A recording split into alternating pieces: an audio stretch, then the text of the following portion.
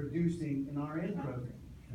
So how do you address our own university system shooting itself in the foot when we have a 2-year waiting list? Yeah, it's a great question. So I'll try to repeat it summarize real quick here. That is, you have 2 kids, is that right? I have 2 daughters. 2 daughters that want to be nursing, but the timetable is going to be long for them to get in. Your wife went through a process, but the university also was trying, ABTEC was part of the education process, and the university didn't like that necessarily, so there was a little push on that.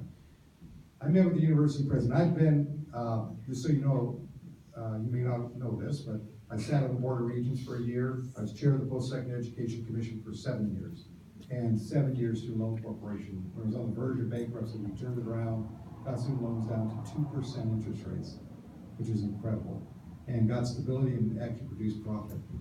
So I know exactly where you're going. Here is the issue, and this is how I would challenge commissioners and people who work within the system. Same thing I did when I was a senator and a mayor. I want people to reinvent and rethink how we do things. If you do it the same way and you're having the same challenges, guess what happens? Nothing changes. Well, you're losing the workforce. You're losing the workforce. So here's what I said to the university president about 2 weeks ago in Fairbanks. I said, here would be my task. I don't want a big study, no destructive task forces, I don't want a task force. I want you to think about if you could design the education system that would meet the needs of Alaskans today and into the future, what would that be? And don't start with first saying, I said it to the university president, we can't afford it. First we have to figure out what we want, and then determine if it's a priority. This is what we did when I came in as mayor, and I said to the police department, I was totally demoralized, crime was going crazy. I went to the police department, I said, you got 90 days. The good, the bad, and the ugly, you lay it out, you tell me what you need to do, and then I turned to the chief and I said, your job is not to say yes to me, your job is to advocate.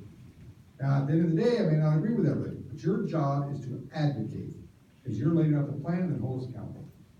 This is what needs to be done with the education system. But we also, an example, you just gave us a great example. When I was talking to the university president, he said, well, we're going to start doing a phlebotomy program. I said, well, Charlie does a great phlebotomist program. Yeah, that's why they're doing a great one. We should do one. I said, well, hi. They're already doing it.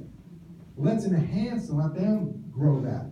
Where's the gaps? Nursing. No one should wait a year and a half, 2 years to get into the program.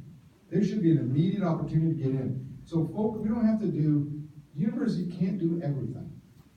But they do in a way, because when we merge community college, university, everything's under the same roof now. But what we should do, and this is the role of the governor usually focuses on the university. You have to step back and say, we're going to look at post-secondary education.